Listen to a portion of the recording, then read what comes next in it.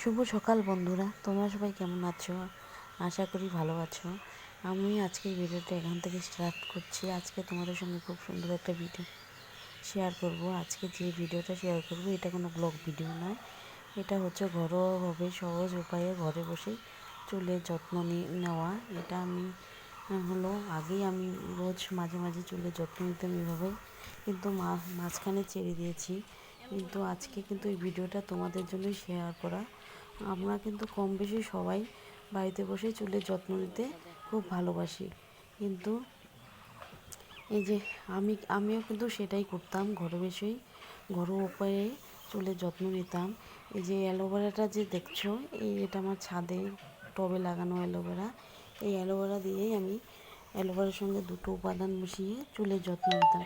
কিন্তু জীবনটা দুর্ঘটনাগ্রস্ত, তো তাই সব কিছু মাঝখানে ছেড়ে দিয়েছিলাম।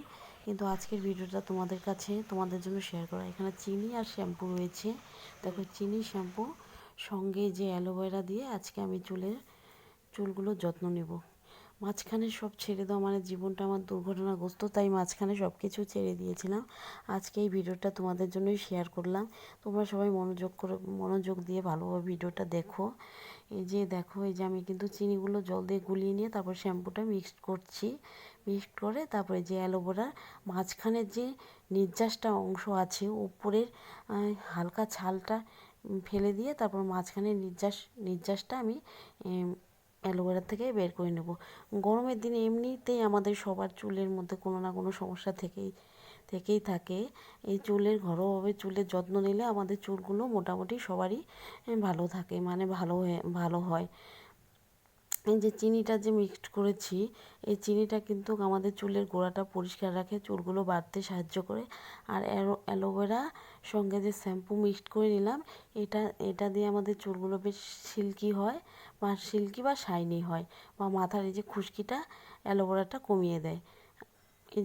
এই তিনটে মিক্সড কিন্তু চিনি গুলিয়ে শ্যাম্পু দিয়ে অ্যালোভেরার মাঝখানেরটা বের করে নিয়ে নির্যাসটা বের করে নিয়ে এটা কিন্তু আমি ভালোভাবে গুলিয়ে নিলাম, মানে খুব সুন্দর করে গুলিয়ে নেব। গুলিয়ে নিয়ে তারপর আমি চুলে কিছুটা সময় ম্যাসেজ করে কিছুটা সময় লাগিয়ে রাখবো।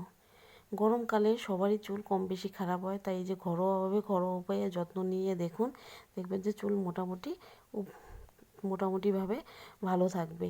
এই যে এটা কিন্তু আমি মিক্সটা কিন্তু মাথায় মাখিয়ে নিয়েছি। 5 থেকে 10 মিনিট রাখবো। রাখার পর এই যে দেখো, 5 থেকে 10 মিনিট রাখার পর তারপর কিন্তু স্নানটা করে নিলাম, মানে চুলগুলো ভালো করে পরিষ্কার করে আরেকটি শ্যাম্পু দিয়ে ধুয়ে নিয়েছি। ধোয়ার পর আমার চুলগুলো কিন্তু এই পজিশনে এসেছে, মানে এইরকম হয়েছে চুলগুলো।